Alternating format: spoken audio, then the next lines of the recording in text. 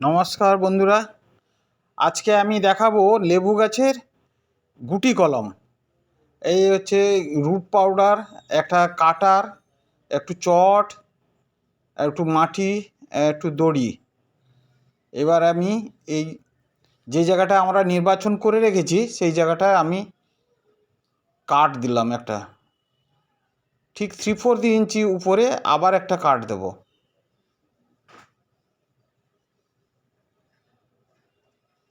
এই 3/4 ইঞ্চি উপরে আবার একটা কাট দিচ্ছি। কাট দিয়ে এই বাকলটা আমি ছাড়িয়ে দেবো। বাকলটা ছাড়িয়ে দিচ্ছি। বাকলটা ছাড়িয়ে দিয়ে ওই জায়গাটা একটু পরিষ্কার করে দেব। করে দিয়ে একটু রুট জার্মিনেশন পাউডার লাগিয়ে দিতে হবে।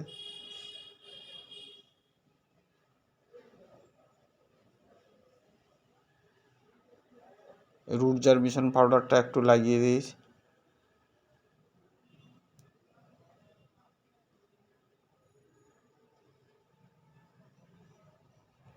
পাউডারটা লাগিয়ে দেওয়া।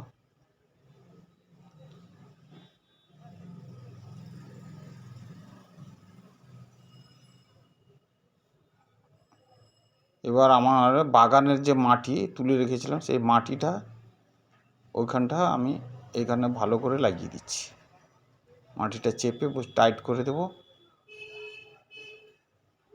টাইট করে দিয়ে আমি এটাকে চট যেটা রেখেছিলাম এই চটটা দিয়ে দড়ি দিয়ে ভালো করে বেঁধে দিচ্ছি।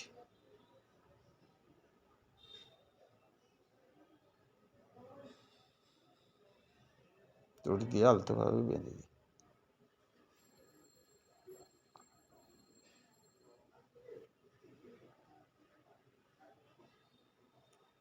এটা 15-20 দিনের মধ্যে শিকড় গজিয়ে যাবে।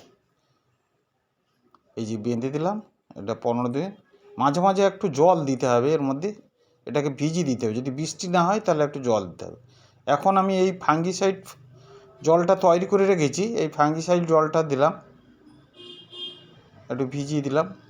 পরবর্তীকালে যদি বৃষ্টি কম হয় তাহলে এটা একটু জল দিয়ে ভিজিয়ে রাখতে হবে। তো আমি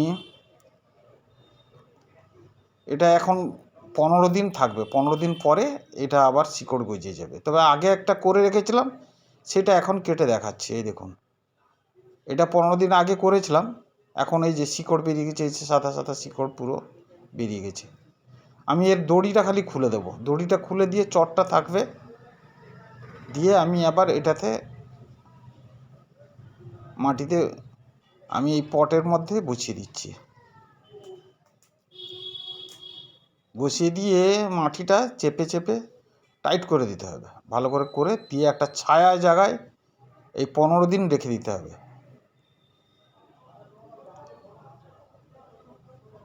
15 দিন রেখে দেওয়ার পরে আপনার গাছটা দেখবেন শিকড় ধরে যাবে এবং পাতা গজাতে শুরু করবে।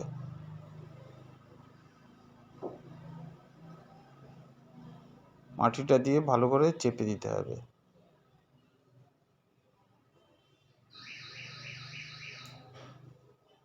এই যে ফাঙ্গিসাইড জলটা করে রেখেছিলাম সেই জলটাই দিচ্ছি এখন, ওই জলটাই দেবো পুরোটা।